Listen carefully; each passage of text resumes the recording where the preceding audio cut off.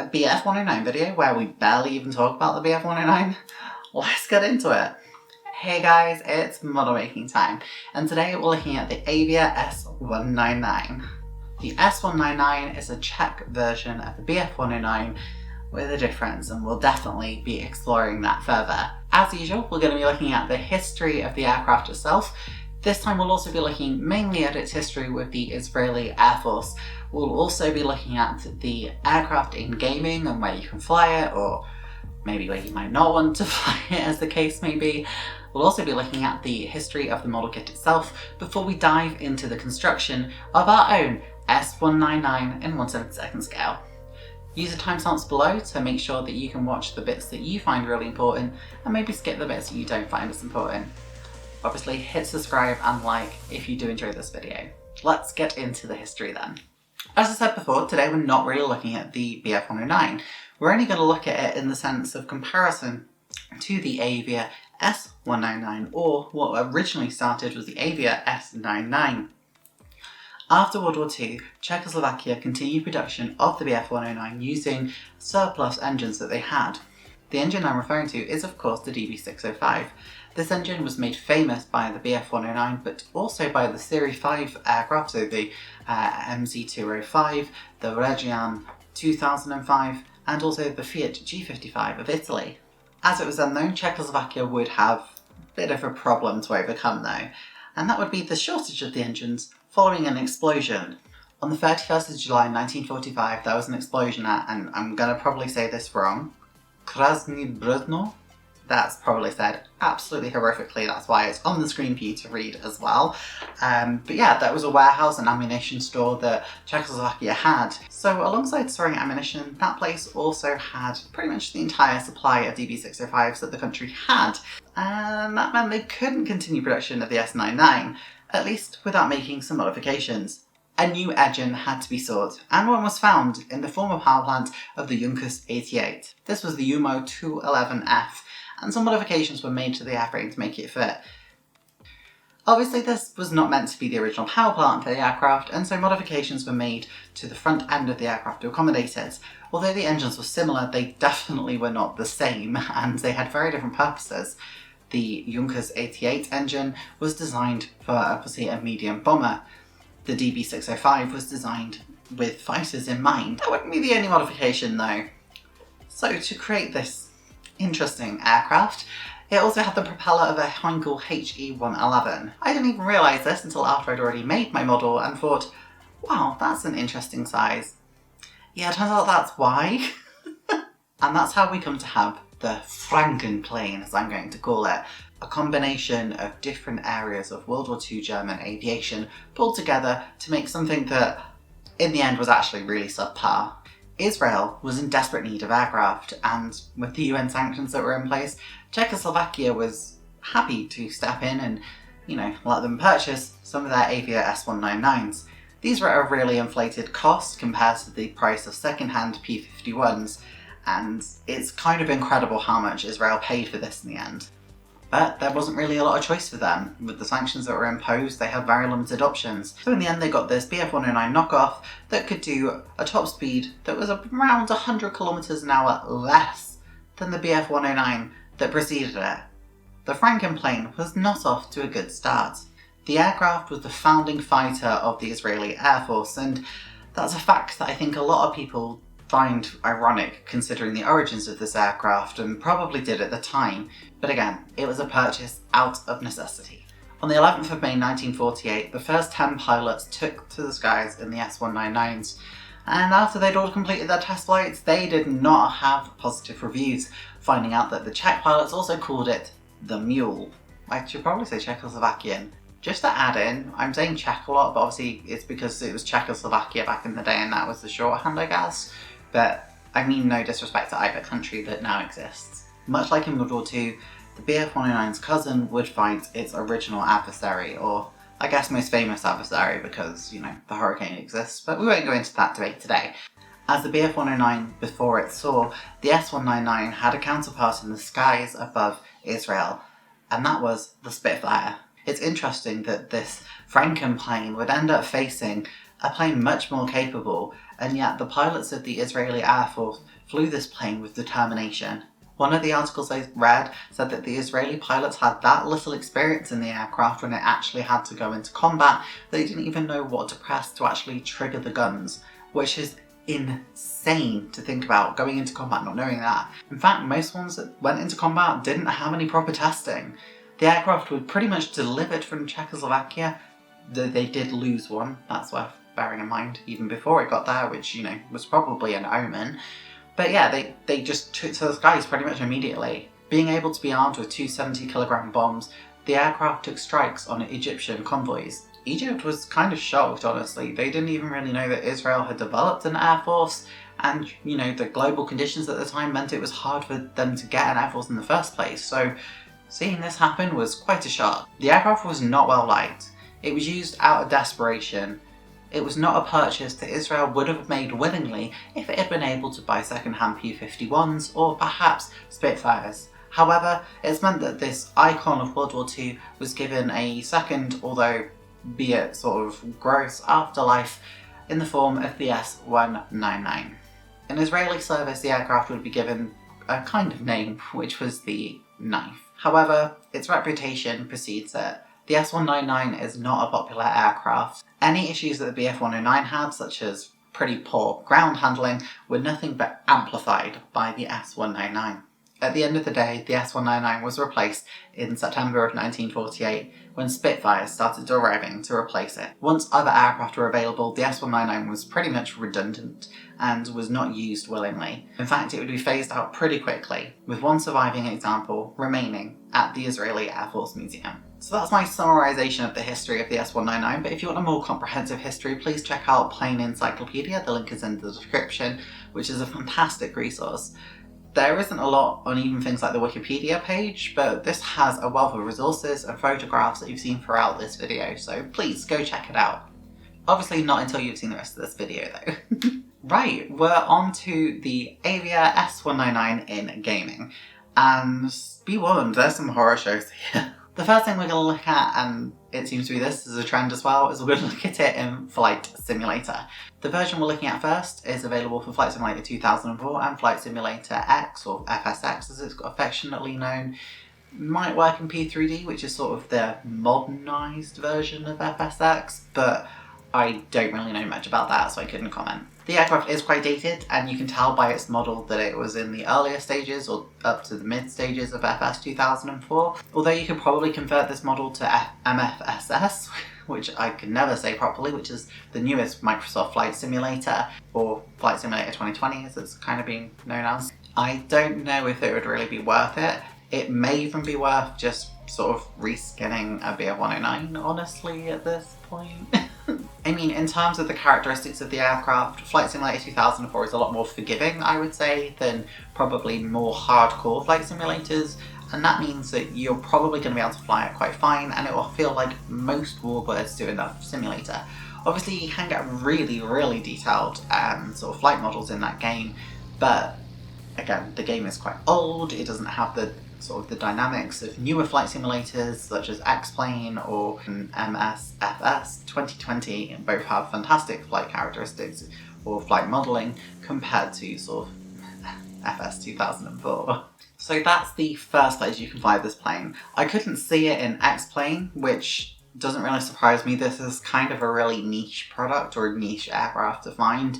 You may find reskins of this in older games such as Combat Flight Simulator. Again, I didn't find anything immediately when I was looking it up, so I'd probably say Flight Simulator is going to be the cheapest way to fly this. We'll get into why there is a cheapest in a moment. You can also fly this plane in World of Warplanes, and World of Warplanes is kind of a dead game at this point. Sorry to anyone out there who really likes it. It's a very, very arcadey game, and for some people that's fantastic. It's definitely not for me though. The aircraft costs you, I think, around £12 to £13 is what I could work out, because you have to buy it with sort of gold, which is their sort of purchasable currency. My opinion is not worth it in this sort of game unless you really just have a dying passion to fly the S-199 itself in that game, but I would probably just say steer clear and buy it in other means. Okay, you don't have to buy it in Flight Simulator or the other game we're going to look at in a moment, but you'll see why I keep saying like cheap or free. Okay, let's get to the elephant in the room. War Thunder. War Thunder added Israel, and I actually completed all the objectives so that I could get Israel early in sort of the testers sort of medal thing that allows you to fly it sort of slightly earlier than it comes into public access. So I've been flying the S-199 for a while, and there's a reason I haven't really gone back to it. It's an interesting aircraft in the sense that it's massively underpowered, but it still has sort of a good armament, but the centre of gravity means it performs really weirdly compared to a standard 109. It's not an aircraft I would recommend, and the reason I keep saying free is because with most nations in War Thunder you start with what's called the reserve level, but with Israel, because the Air Force didn't exist until 1948, you start much later in the tech tree, and it's quite an expensive purchase, particularly for a first time player, so you will have to spend some money to get it. However, if you just want to fly this plane, this is probably, in my opinion, the best place to just fly it. It has the best flight model that I could find. You can fly it in a combat capacity. If you just wanted to fly it, just by yourself, you can do so, but not with the real world destinations that you would have in Flight Simulator 2004 or FSX. Whether or not you purchase it or grind to get the Silver Lions for it in War Thunder, or you go for it in Flight Simulator 2004, it's going to depend entirely on what your purpose for it is. For me, I don't mind having it in War Thunder, and I don't think I'd ever pick flying it in Flight Simulator 2004, unless you're wanting to do some sort of Israeli historic flight, in which case more power to you, but it's just not really for me. So the history of this kit. So I've got the KP Models S-199, and from what I can see, it's basically the AZ Models version from 2013, but reboxed and with some new parts. It's an interesting boxing, as you'll see when we go through the unboxing process, providing I still have the footage for that. The model itself is relatively inexpensive and sort of sits where you'd expect a World War II fighter to be. It's an interesting model because, one, it's not the sort of traditional Western world that we often see with model kits, because I feel like the Arab nations, Middle East, and sort of that general area alongside Africa as well are all massively underrepresented. This version did only come out in 2021, and that means that when you buy it, it's going to be in pretty good standing. It came out in a couple of different versions actually, both the Israeli version and also the Czech version, so you can do either of them. Given the parts list that's available when you buy this kit, I reckon there are probably a couple more variants coming along. Either way, at least at the moment, you have the options to buy those two.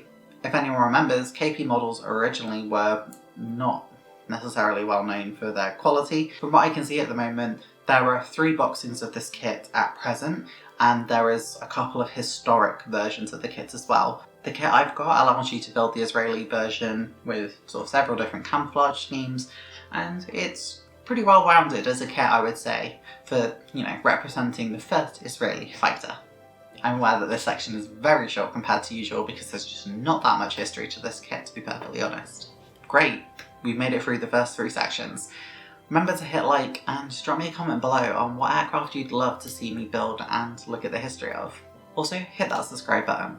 I know you want to. We're going to have a look inside the box now, providing I still have the footage. If not, we'll probably look at the pictures of some sprues. Boom. There we go. So, this is from, I'm going to try and say it, Kovozavodi Prosteo? No idea if that's even like vaguely accurate, but KB is what everyone knows them as. This is a difficulty rating of 2 apparently, and it's honestly nice boxing. I really love this artwork. Spitfire's already been damaged, presumably by this S-199, and it's just really energetic. It's what like Airfix used to have on their box art and doesn't anymore, so I really like this. I think it looks bloody good. Back of the box, so you get a few different schemes you can do. I will be doing this scheme down here, but yeah, so doing this scheme, interesting. Like, so you can see that paint used Humbrel. I would have assumed they use Reval, but it's cool. So the decals from the off look very vibrant. They are pre-cut, I think. Yeah. So instructions. I'm not a massive fan of them. They look fine, but like surely for the cost of this, they could have made this A4. What I mean is, instead of doing it like this, they could have made it like this, done 2 pages, like a, I guess A3 actually, booklet. Because this to me is too small, particularly for people who might have visual impairments, or need glasses. It's not great, and I mean, this is right in front of me, and I'm not reading that particularly well. The colour coding is kind of nice, I think. Not many parts, which, you know, I'm a fan of. Good quality. It doesn't feel scratchy. Doesn't feel super shiny or gross. It just feels okay, to be honest. You know, the extra engravings, the extra panel lines there. So they're really, really good, actually. So it looks nice. I think this is for several variants of the S-199. I know they have the Czech variant. I think there's the second variant that's like an upgraded one or something. I think that's why there's so many parts that you don't use. Because like we have 3 parts. 1, 2, 3. But definitely an aircraft that only has 1 propeller, so it's definitely multiple variants. So let's have a look at the clip arts now, shall we? I like that they're in an individual bag, even though I nearly threw it away by accident. I like that it's an individual bag. I will say from the off, I don't know if you're going to be able to see. If I get... Ooh. Okay, I just knocked something off, but that's okay. So if I get the right angle, I don't know if you can see it, but there are some quite deep scratches on the side of this. I don't think I can get it in the light, but I do have there's some quite bad scratches on there. Clarity though is pretty on point, I'll be honest. It looks sick. Like, in person, it looks sick. Should we say maybe 6 out of 10? Great, that's the inside of the box reviewed. I guess it's time to build the knife, the S-199 in Israeli service. So we're here to build the S-199, and I started off by doing the wings. Now, I do want to add a couple of points in that perhaps didn't come up in the unboxing because it happened when I was doing the actual construction, and that's that there was a sprue guide, like showing you which sprues you should have, and it had bits crossed out saying you don't need to use these bits, and then in the actual instructions some of those were a bit sort of crossed out and it was a bit confusing. So yeah, it wasn't the most clear instructions. I mean, to be honest, as I said before, the instructions are a downfall of this kit in my opinion. So yeah, anyway, I started with the wings at the very least, and then it turned into the interior assembly before we would move on to the fuselage being put together and melding everything together wonderfully. The cockpit is relatively well detailed for a model of this scale, and for this price point as well. No photo etch parts, or at least I didn't use any photo etch parts, but you could probably enhance the cockpit with, well, most BF-109 kits, I guess, because the interior was mostly the same to my understanding. It's more of the engine and some of the armament that was different more than anything. So once we had that bit assembled, it was a case of painting it, and I just googled online, to be honest, to have a look at what I should paint it as. I think I used War Thunder references as well, and that's how we determined what colour this should be.